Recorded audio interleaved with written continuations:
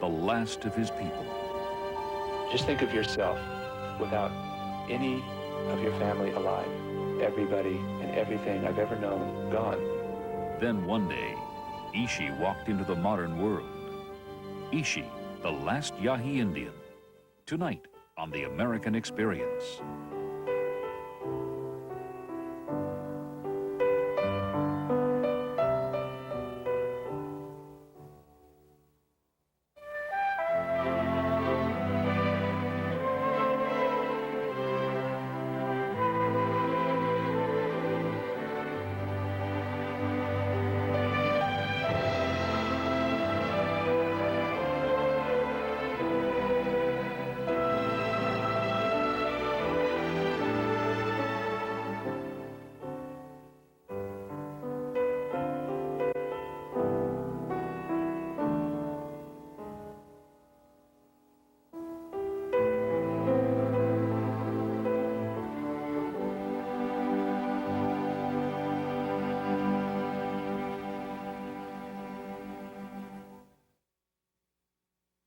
Major funding for this series is provided by the Corporation for Public Broadcasting and by the annual financial support of viewers like you.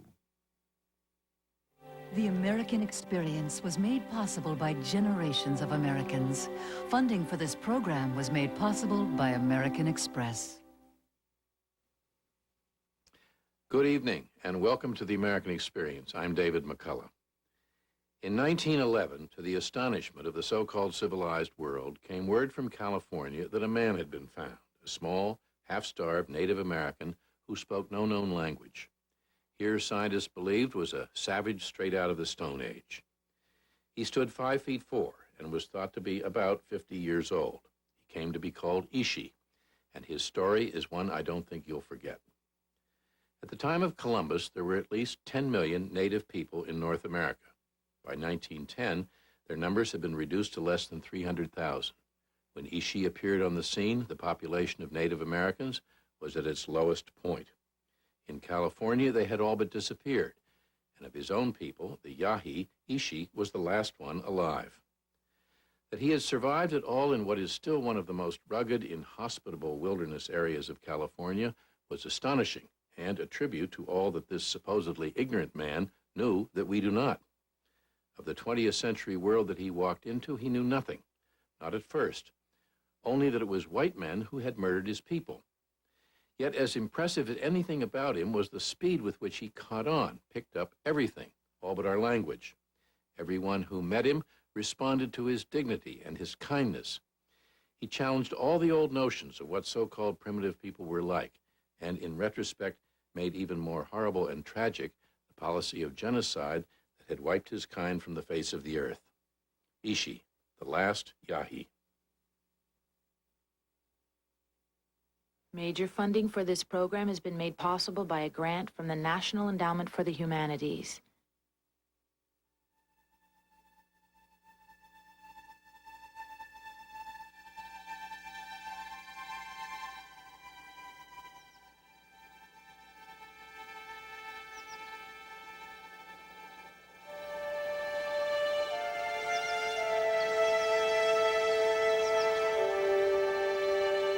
It was the end of summer in 1911.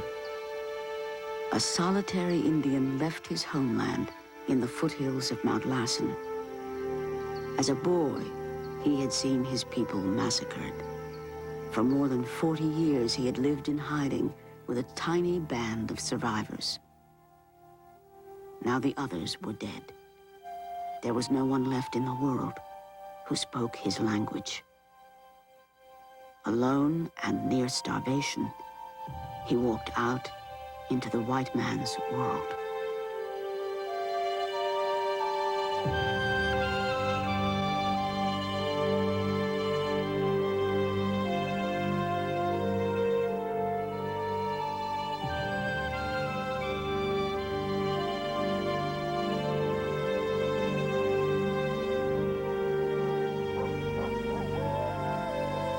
At twilight, the Indian reached the outskirts of Oroville, California.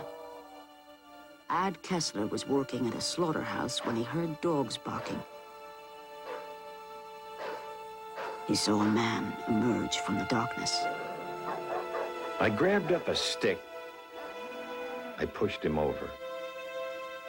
I felt ashamed with what I did. I put him back up in a sitting position, and he put his two hands together and whispered something which I just couldn't understand. The sheriff didn't know what to make of the man. He took him to Oroville and locked him in a cell for the insane until the Bureau of Indian Affairs could decide what to do with him. There he was, a perfect stranger locked in an iron cell. He didn't know what we were gonna do with him. Maybe take him out and shoot him or something.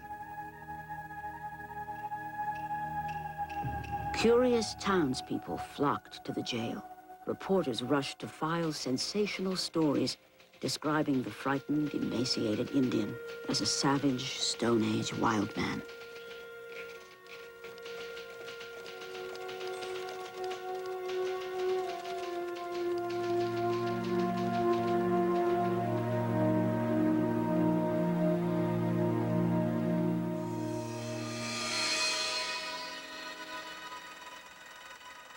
By this time, most people thought Indians had vanished with the Wild West. Romanticized Indians galloped across silent movie screens, while real American Indians were living on distant reservations, forced to give up their languages and traditions. At the same time, a new breed of scientists called anthropologists scoured the country for living Indians who remembered the old tribal ways. They believed that when the elders died, their cultures would die with them. One of the most ambitious of the young anthropologists was Alfred Kroeber. At the turn of the century, he journeyed west to California and became the first professor in the new anthropology department at Berkeley. Kroeber traveled up and down the state looking for native speakers, but the Indians Kroeber met had been profoundly changed by contact with whites. He wanted to find wild, uncontaminated Indians.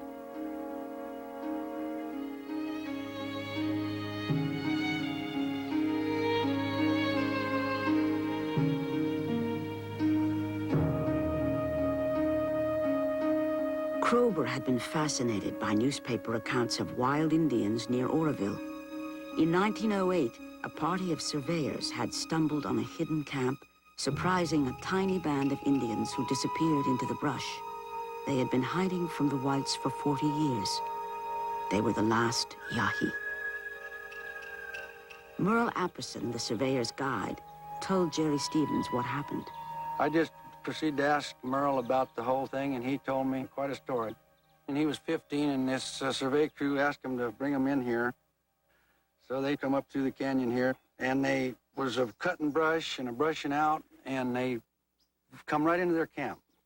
It spooked those Indians, and they running up underneath the bluff of the canyon, and they saw there's something rolled up in the blanket, and they grabbed the blanket and just shook it, unrolled it, and it was the old lady rolled out, and they said she was real sick, just ready to die. And so they went on. Of course, they had taken some bows and arrows and robes. Merle Apperson posed for the camera in a fur robe. The surveyors took everything the Indians needed to live through the winter. 3 years later, in 1911, only one Yahi Indian had survived. He had singed off his hair in mourning for his lost companions. When Kroeber read the news of the wild man in Oroville, he immediately sent his assistant, T.T. Waterman, to meet him. Waterman brought a list of words in local Indian languages: Wintu, Maidu, Yana. My amateur attempts at Yana were unintelligible to him for a long time. An agreement was finally reached on the word for yellow pine, the material of which his cot was made, Sewini. His face lightened up at this word. These were probably the first intelligible sounds he had heard from a human being in 3 years.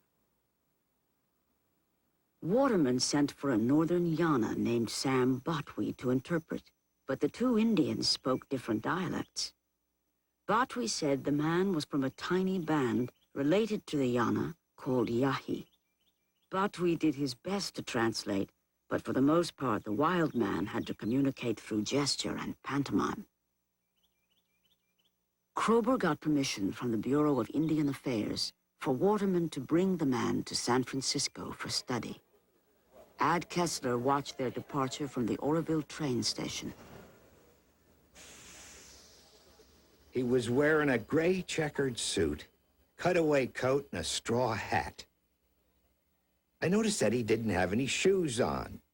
He was carrying them around in his hands. I would have liked to have had some more time with him.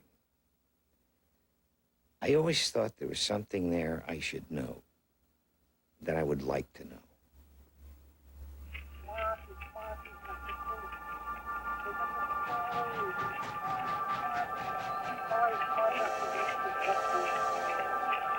To tell about the dead. The dead, they see a little at a time. The Yahi people told this story for thousands of years. It was called the Journey of the Dead.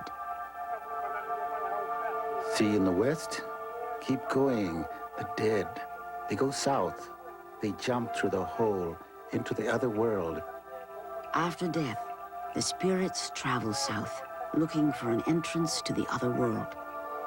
They go down into the ground, or they climb up through the sky and ride the wind.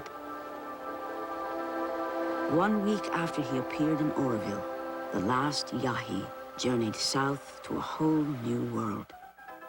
20th century America. Alfred Kroeber was waiting for him. On Labor Day, 1911, there stepped off the ferry boat into the shouting of hotel runners and the clanging of trolley cars on Market Street, San Francisco, the last wild Indian in the United States. Journalists crowded around demanding to know his name, but he would not respond. The strongest Indian etiquette demands that a person shall never tell his own name, at least not in reply to a direct request. Kroeber decided to call him Ishi, the Yahi word for man. He had found the Indian he was looking for. In Ishi, I can safely say that we have the most uncivilized and uncontaminated man in the world today. Kroeber gave Ishi a room in the Museum of Anthropology near Golden Gate Park. He was surrounded by exhibits of dead and dying cultures. On one of the tables, he found his family's bows, arrows, harpoons, and a fur cape stolen by the surveyors when they raided his camp. Ishi showed no bitterness, only surprise. Kroeber called history in California the pitiful history of little events. Kroeber once said that he couldn't stand the tears. Did he mean that he didn't like to see people suffering, or he just simply didn't want to be drawn into that arena of strong despair and grief? I don't know. But he never dealt with what the real history of California, which had been bloody and devastating to the native peoples. My whole point is that cultural history can begin only after the individual is totally subtracted. Kroeber worked with informants by eliciting information. He wanted to get the facts, get them right, get them quick, write them down, move on. Culture was understood to be in things, whether those things were languages and grammars or baskets or canoe types or kinship terms. And so the museum was a logical expression of the determination to salvage culture, because culture was represented by objects. Kroeber often had Indian informants stay at the museum for brief periods, but Ishi was different. He captured Kroeber's imagination. Who were the Yahi? What had happened to them? Could Ishi really have lived in hiding for 40 years? But Kroeber could not understand Ishi, and he doubted Batwi's translations. He telegraphed the brilliant linguist Edward Sapir. September 6, 1911, Dr. Edward Sapir, have totally wild Indian at museum. Sapir was the only scholar who knew the Yana language, which was closely related to Yahi. Krober hoped he would come and help him communicate with Ishi. Do you want to come and work him up? If not, would appreciate immediate sending of list of Yana grammatical elements for better understanding of language and analyzing of texts. But Sapir was busy with his work in Canada and could not come. With Batwi's help, Krober tried to find a way into Ishi's world. Krober's assistant, T.T. Waterman, observed, He has been curiously backward in telling the intimate history of his own immediate group. These people are dead, and to the Indian, that is ample cause for avoiding all mention of them. If they hear their names being mentioned, they may take it as a summons. Krober invited a few reporters to meet Ishi, but he would not answer any questions about his past. Instead, he told the tale of Wood Duck and how he wooed his bride. Ishi spoke into the recording device with great attention and purpose, while Batwi tried to translate for the reporters. The phone rang several times. Ishi protested, and Krober put the phone in a drawer. The Wood Duck story lasted for 6 hours. The story was clearly important to Ishi, but neither Krober nor the reporters knew what to make of it. Ishi came from a culture which conceived of the past in very different terms than we do. They start with the creation mythology, bring it down through, say, a clan history or something, and then say, and I was born, and I've lived ever since, and that's the end. It may have been that Ishi had an entirely different way of conceiving of who he was and of his past than we do. Newspaper reporters demanded a press conference with Ishi. Krober arranged a photo session, assuming that Ishi would go along with the plan. Ishi agreed to wear animal skins, but he refused to take off his pants. He thought that would be improper in his new world. He rolled the pants up to his knees and draped the skins over them.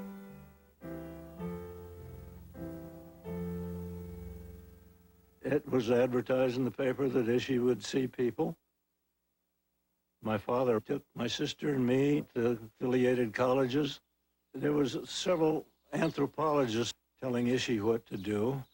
He was very much, if I may use the term, a wild Indian when I first saw him. He was supposed to show the people how he shot bows and arrows. And I remember very vividly that he was a pretty lousy shot. Then I remember him walking towards the people sitting there and pointing the bow and jabbering as though there was something wrong with the bow. Now, of course, at that time, it didn't mean anything to me, but since then, I very much suspected that the anthropologist had taken a bow from the exhibit and handed it to him, and it could have been from another tribe, maybe an enemy tribe or something, and it was all wrong for him.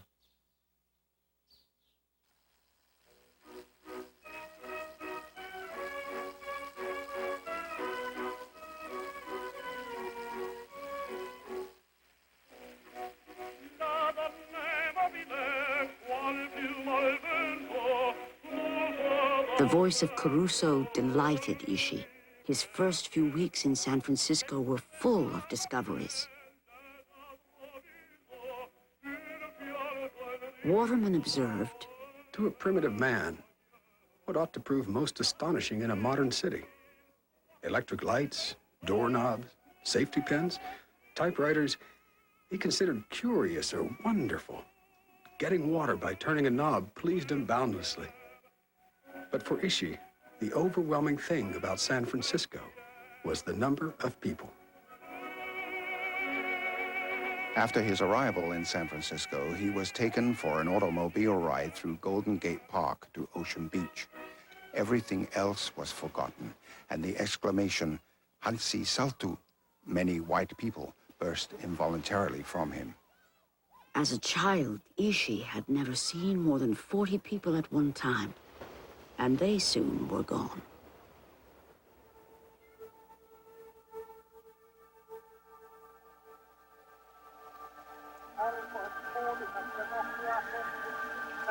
The They walk around on the ground.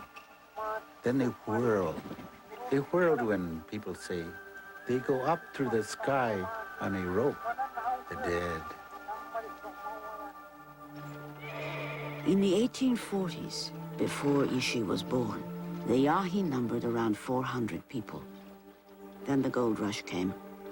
Thousands of 49ers swarmed through the heart of their country. As America expanded, there was this unofficial doctrine of manifest destiny. This was God's will, that people populate this continent with complete disregard to the original inhabitants. Their freedom to use this country to sustain themselves, which all Native people were doing at one time, was taken away for the purposes of taking up their land base. So there seems to have been a passive acceptance that this race of people was destined to disappear.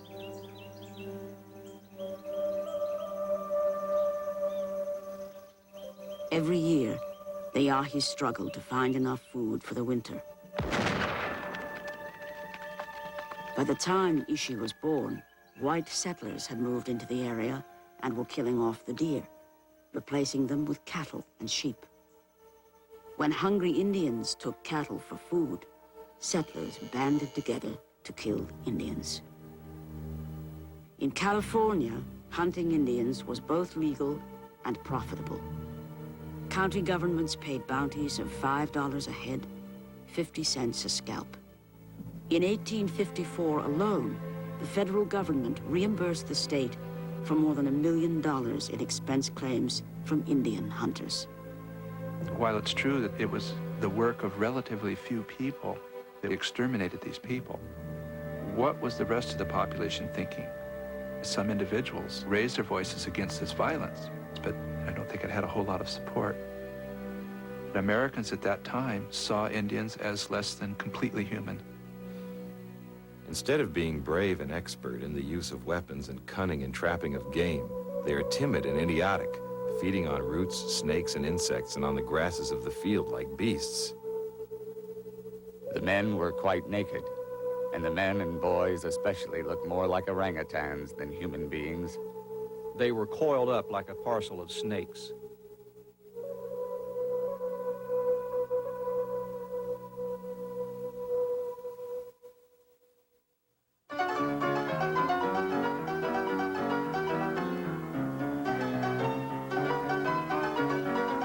The public thought that Mr. Ishi needed a wife. He received several marriage proposals with photographs included. Ishi was invited to a vaudeville performance by an enterprising newspaperman in search of a story. Lily Lamia, a popular British music hall singer, was performing at the Orpheum. Kroeber, Waterman, and Sam Botwy accompanied Ishi to the show. The newspaperman wrote, The last of the cavemen took his seat among the crimson plush draperies of the large box. Almost touching elbows with the saddle-colored primordial man were gentle women of the conquering people. Then Lily Lania appeared. Slowly, Ishi rose to his feet. Her eyes met those of the wild man. She faced him bravely, with dazzling white arms held out toward the thunderstruck worshiper. Poor, simple-minded wild man.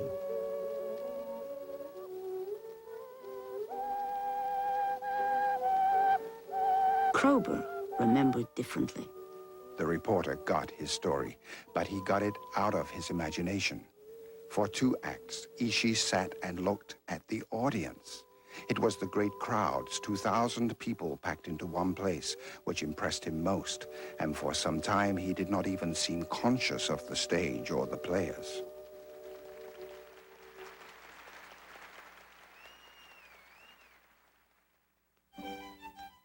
Just 1 month after Ishi's arrival, Kroeber opened the Museum of Anthropology to the public.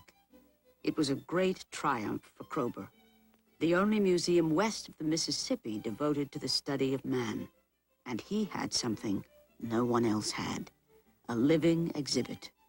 Ishi, the Stone Age man. Crowds flocked to see Ishi. His appearances were so popular that he began giving regular demonstrations every Sunday afternoon. He took pleasure in his work. He built a Yahi house behind the museum.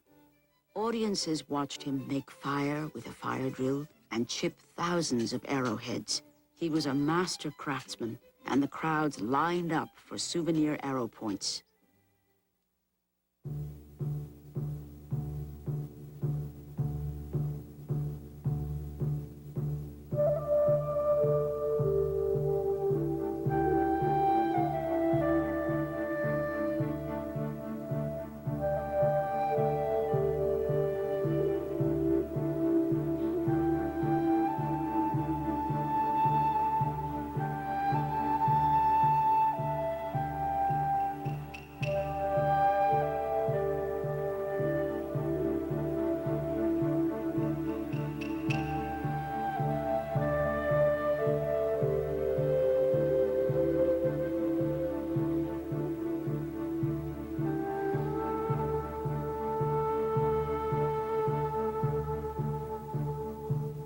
Kroeber wrote to patron Phoebe Hearst. Dear Mrs. Hearst, in its first 6 months, the museum has been visited by 23,961 persons. We have become distinctly a Sunday institution. There have been more visitors on Sunday than on all weekdays and holidays combined. Ishi came down with pneumonia soon after the museum opened. He had no immunity to European diseases. But the public demanded to see him, and Kroeber obliged. Waterman remarked, "Perhaps the only solution is to put him in an exhibition case. People could see him, but at least they would be prevented from touching him."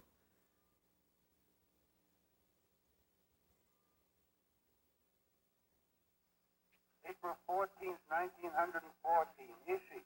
Gambling song, Pantina Pantina, Aina Nutea, same as 1698 beat.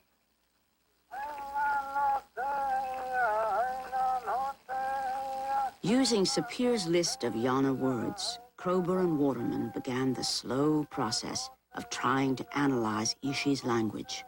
They used the latest technology available to the new science of anthropology. The palatogram showed the position of the tongue as it formed sounds. The kymograph charted human speech. Ishi, original number 109, Yuki Yuki, gambling song, repetition of 1684A catalog number. Ishi was telling them about Yahi life in the way his people had passed on knowledge for thousands of years, through stories about the natural world. He made over 400 recordings on wax cylinders, from the creation story to the journey of the dead. But Kroeber and Waterman did not understand what Ishi was trying to tell them. Even when they could translate the words, the meanings of the stories remained a mystery.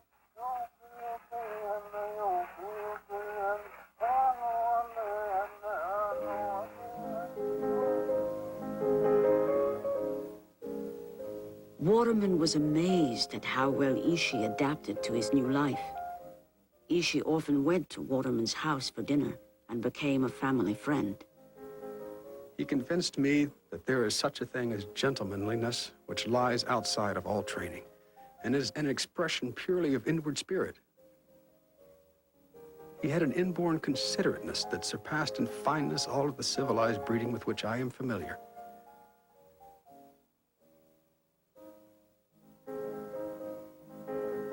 By this time, Ishi knew a few hundred words of English and could get along fairly well on his own.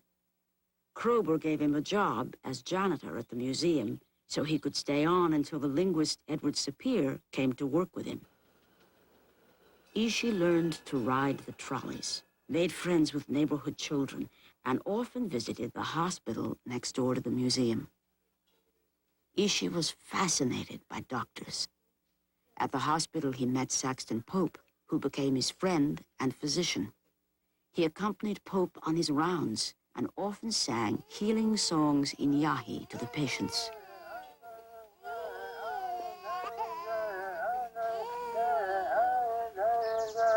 Pope admired Ishi's skill as a hunter and woodsman. He taught me to make bows and arrows, how to shoot them, how to hunt, Indian fashion. He knew the history and use of everything in the outdoor world. He was a wonderful companion in the woods, and many days and nights we journeyed together. Kroeber was criticized by newspaper reporters for keeping Ishi at the museum. The Secretary of the Interior came to San Francisco to investigate his treatment. Ishi was told that he was free to go back where he came from or to go where other Indians lived under the care of the American government. But Ishi did not want to live on a reservation, and the government had given the Yahi land to ranchers. There was no place for him to go. He promptly shook his head. I want to stay where I am. I will grow old here and die in this house.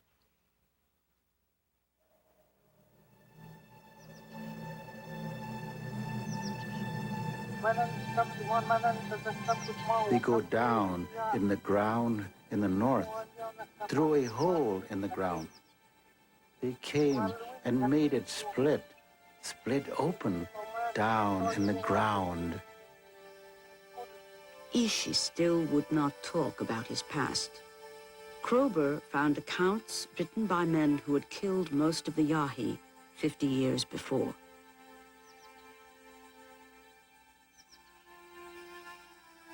Five vigilantes, Robert Anderson, Sim and Jake Moak, Hy Good, and Sandy Young, repeatedly attacked the Yahi villages when Ishi was a child. Sometimes they shot the men and sold the women and children to ranchers. Other times they killed everyone they found. These Indian hunters became local heroes. We ran down to the Indian camp where all was confusion. The attack had come upon them like a thunderbolt out of a clear sky. They did not dream of a white man being within miles of them.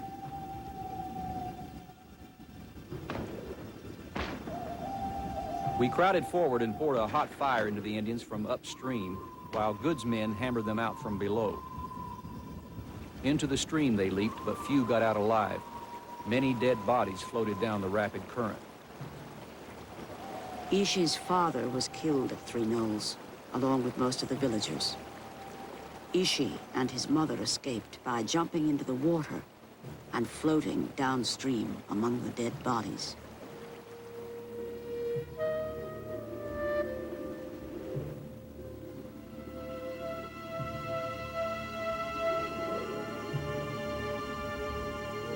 A 100 years after the Camp Seco massacre took place, we found a human skull and a mandible that looked like it had been shattered by a bullet.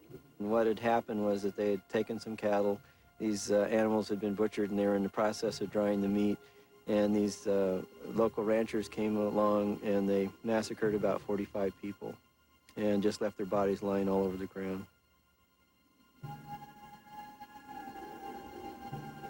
There was probably not enough Yahi left to come back to bury him. The bones had rolled down under rocks and had been protected from the storms, and so the bone had preserved. And in fact, there was even still some dried tissue, soft tissue on the bone. And so it's almost like these people had died last week, and it was very disturbing.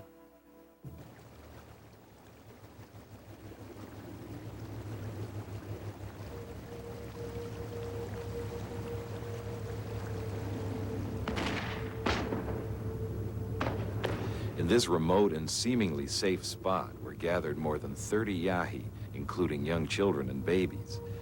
They were helpless against the 4 armed men who forthwith killed them all. Kingsley exchanged his rifle for a revolver because the rifle tore them up so bad, particularly the babies. Ishi and his mother went into hiding with the few survivors. Then they are done. The people, they are finished. Look north, look west, look east.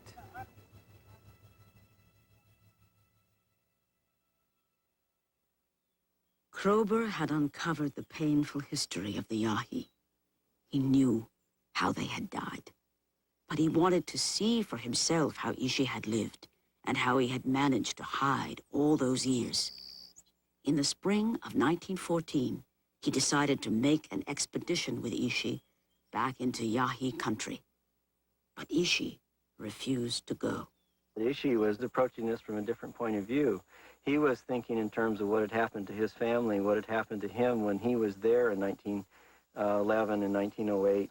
Whereas Kroeber and Waterman and Pope were thinking, God, you know, we're going to get to go out and really see Ishi interact with the environment. We're going to be able to ask him all kinds of questions. So I think that those things made all of those people feel very happy, but I think Ishi was looking at it from a different point of view. Kroeber insisted on going, and finally, Ishi agreed. At the last minute, he discovered that the food for the trip had been stored in the museum bone room. He said it was contaminated, and again refused to go. When the scientists claimed they bought new food, he reluctantly changed his mind. Ishi set out on his second journey by ferry and train, this time heading north into his past. Waterman, Pope, and Pope's young son, Saxton Jr., accompanied Ishi and Kroeber on the trip. Kroeber hired Jack and Merle Apperson as guides. Ishi remembered the Appersons from 5 years earlier when the surveyors had raided his last camp. The Appersons showed them some of the souvenirs they had taken from that raid. While Ishi watched, Kroeber bargained with Merle for the artifacts.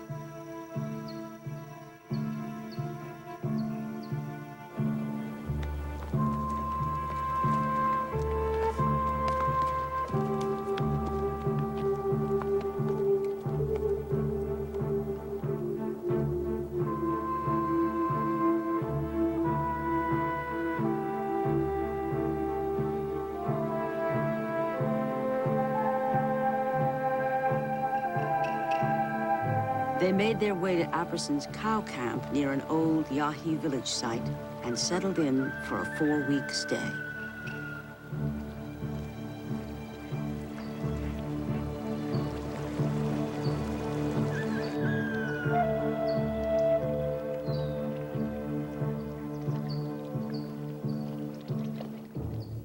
When Kroeber's expedition arrived at Deer Creek, Ishi was anxious about what he would find. According to young Saxton Pope Jr., Ishi was worried that the spirits of his lost relatives would still be roaming over the land. He told me that the voice of his sister was calling him. One night, Ishi slipped away and disappeared into the brush. When he came back, he told me his people were not lost, that they had found their way. After that night, Ishi seemed to be relaxed and content to be back in his country.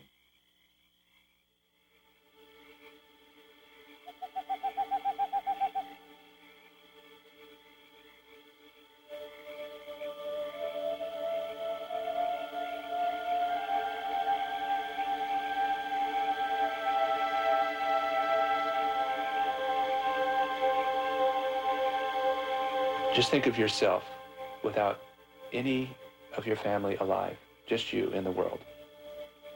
Nobody to talk to. How do you hold yourself together under those circumstances with everybody and everything I've ever known gone?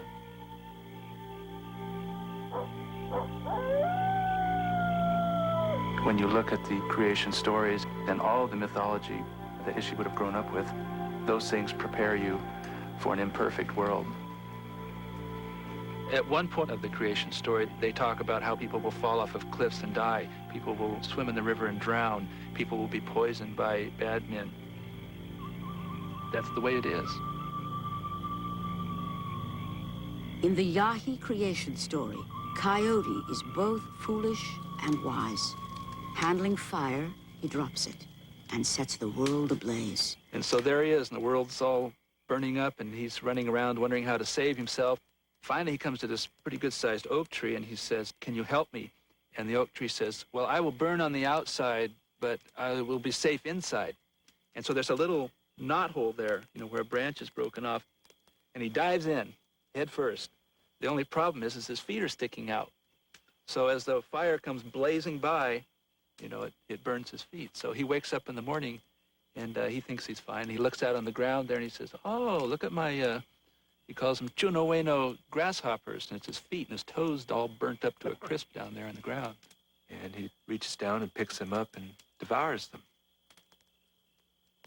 When I think about Coyote in the culture, his unpredictability is translated over to the unpredictability of life in general. And I think of Ishi being shown the example of a man flying in an airplane. And I think what a lot of people felt was, you know, this is just going to floor him. And he looked up and said, is there a white man up there? And they said, yes. He laughed. And that is just like a Coyote story for him.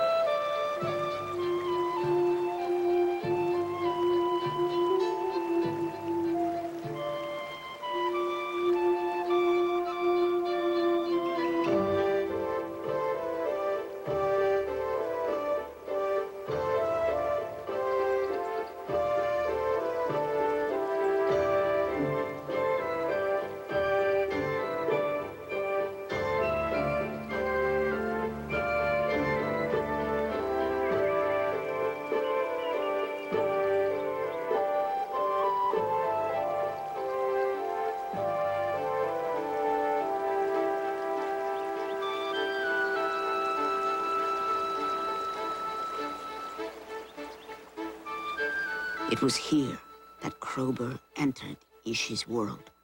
Ishi became the teacher. The scientists were the novices. He showed them how to fish with a harpoon, hunt deer with a bow and arrow. When he couldn't find deer, Ishi blamed it on Pope for smoking and insisted that he stop. In Yahi religion, if we want to use that word religion, if you don't go by the proper rules of taking the life of this animal, then there's an offense there, and that supply may be cut off.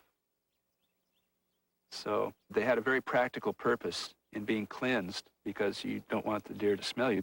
But the other part of that was that you cleansed yourself in a spiritual way, mind and body, to go take upon this act to kill this creature.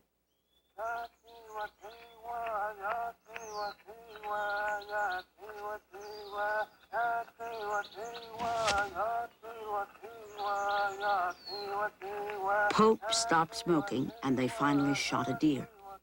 Ishi skinned and butchered the animal as the Yahi had done for thousands of years.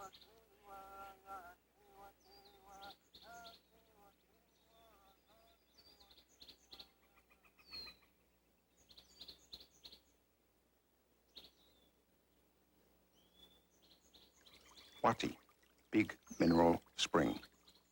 Klasmat, ridge with snow. Asiwi Wawi, ledge with caves. Pitsnaitka, chimney cave above Mill Creek. Here, Yahi life became real to Krober. Ishi's words took on new meaning. Ishi told Krober more than 200 Yahi place names. He knew every rock and stream, every plant and animal in his country, and had names for all of them. He showed Krober 100 plants used for food and medicine.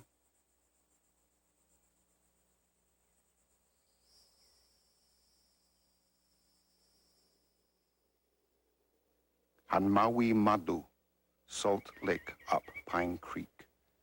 Wamatwi, Table Mountain. Kulu, juncture of Big and Little Mill Creek. Ishi led his companions to Grizzly Bear's hiding place, the remote ledge where he and his family had made their last camp. They struggled through dense underbrush to reach the hidden place. Waterman and Krober were struck by the harsh restrictions of Yahi life during the 40 years they were forced to live here. The houses were built where they were invisible from the cliffs on either side. In making paths through the brush, they bent aside the twigs. Cutting or breaking them would have made the path much more conspicuous. Every evidence of the Indians' work shows the same unceasingly painstaking care to avoid detection. They have evidently learned to prize their liberty above everything else. Ishi and his family managed to remain undetected until the surveyors discovered their camp. It's a very sad chapter in American history when you think that people lived in their own homeland for over 4,000 years, and it gets to a point where you are pushed into a brushy patch below some lava rock, living in fear for your life. In that regard, it's a very symbolic spot. To me, it's a kind of it's like visiting a battlefield, in a way. You know, the way that people are drawn to a spot like Gettysburg, or something of that nature. There's something terrible about it, but there's something also meaningful. I mean, it's a reflective kind of a thing.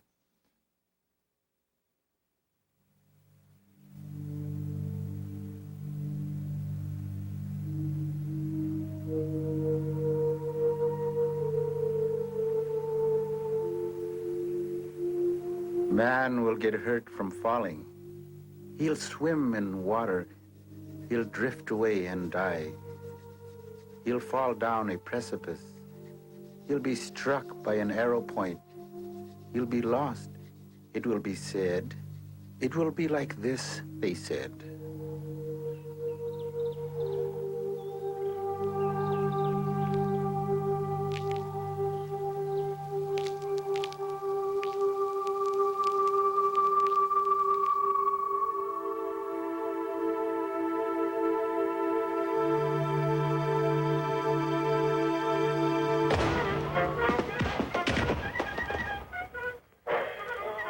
In 1915, the Panama Pacific International Exposition opened in San Francisco.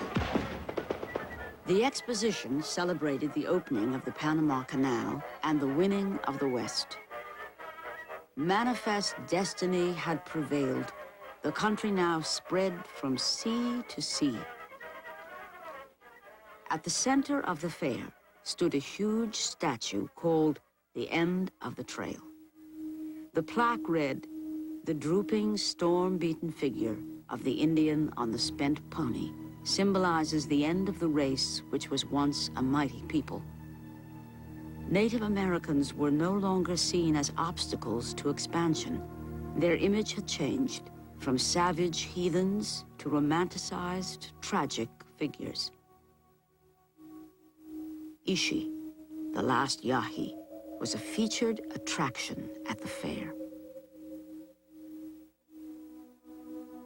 Officials from the Great Northern Railway approached Kroeber with a publicity stunt to induct Ishi into the Blackfeet tribe.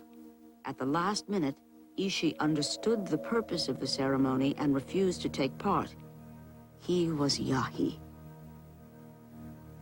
By this time, Ishi communicated his day-to-day needs through animated gestures and pidgin English, but he could not explain the meanings behind his songs and stories. Finally, in the summer of 1915, Kroeber convinced the linguist Edward Sapir to come to San Francisco and work with Ishi. Kroeber was now free to leave for Europe on his long-delayed sabbatical. Ishi began by telling Sapir the creation story. Sapir wrote down the Yahi words while Ishi acted out their meanings. I think I may safely say that my work with Ishi is by far the most time-consuming and nerve-wracking that I have ever undertaken. Ishi's imperturbable good humor alone made the work possible, though it also adds at times to my exasperation. With his perfect ear for language, Sapir wrote down every nuance of Ishi's speech, even his cartoon voices for characters like Coyote. Sapir and Ishi worked hard every day that summer. In August, Ishi collapsed. Sapir wrote to Kroeber. Dear Dr. Kroeber, there is a sad side to this recital. Ishi became decidedly ill and had to be removed to the University Hospital in San Francisco. I am afraid that Ishi has tuberculosis, and the prospect for a cure seems far from certain. Ishi and Sapir's collaboration ended after only 3 months. The work they did together was valuable, but incomplete.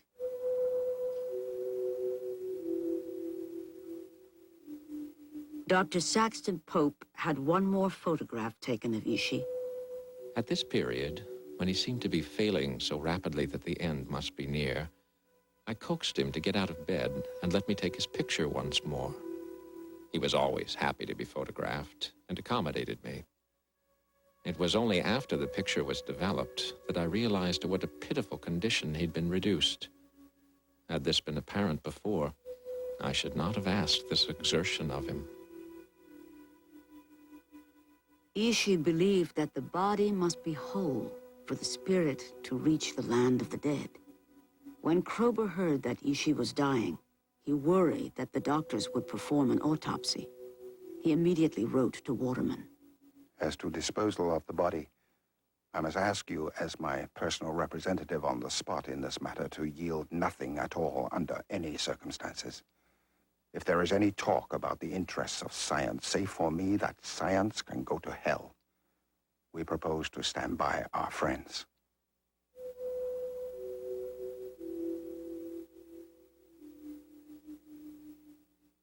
When Ishi became too weak to talk, he spoke to Pope with hand gestures, saying, "You stay here. I am going ahead."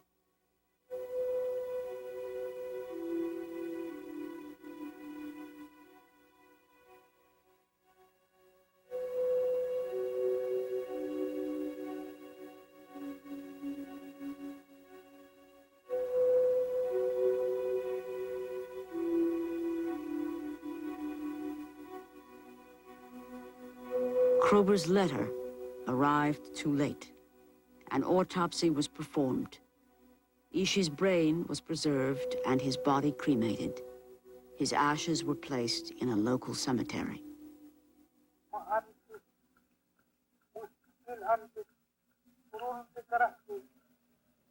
Their bodies rolled up, flexed, stiff, and cold.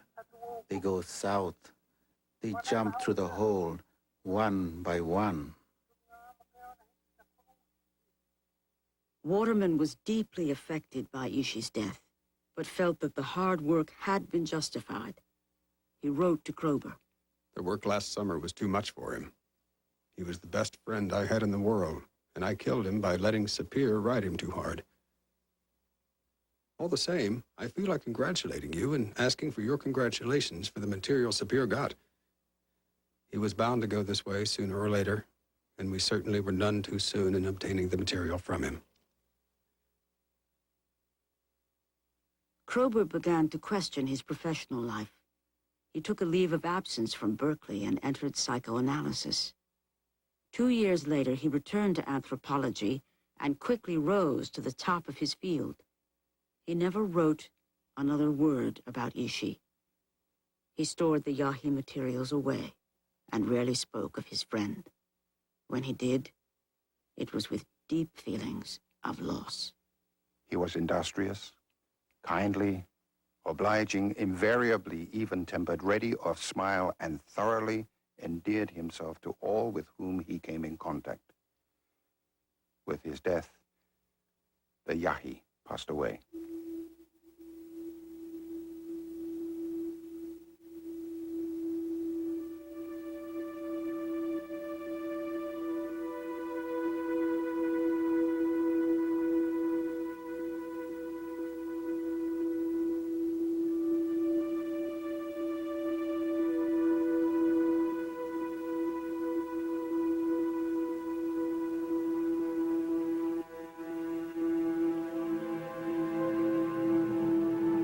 One person goes through at a time. They shut the door and climb up the sky.